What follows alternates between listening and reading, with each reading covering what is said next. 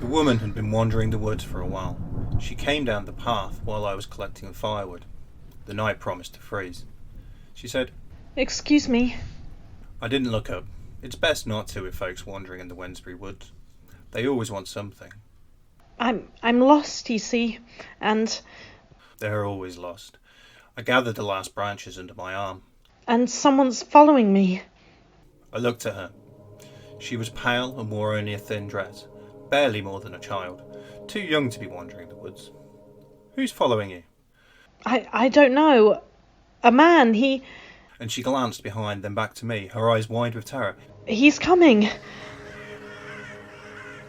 It was Mr. Crowkeeper. I'd seen him before under the tall ash or contemplating the signs on the old stones, but I don't disturb him. He's a private gentleman and his business is his own. Here he was, though, in his top hat and suit black as a raven's eye. When he stepped towards the girl, I interposed.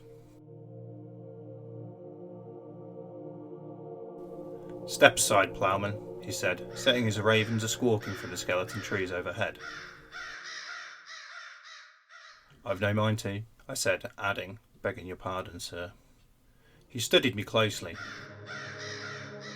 Step aside, and my stalwart sons and daughters will spare your fields for a year. That silenced his birds, but I kept my eyes on his boots and said, That's a kind offer, sir, but I must refuse. His eyes narrowed. She cannot wander the woods forever. She's welcome with me, I said, adding, What, with it being Christmas?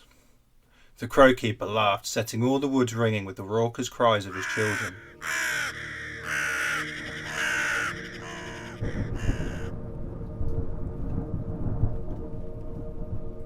The girl followed me back to the farm, but hesitated on the doorstep. Come on in when you're minded, I told her.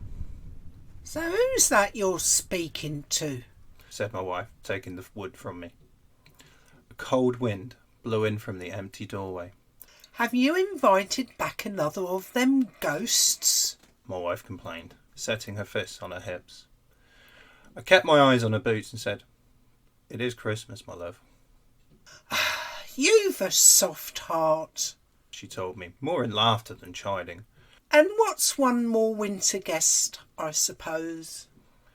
We settled together before our fire, while the stairway and the hallways creaked and clattered with the noise of restless spirits.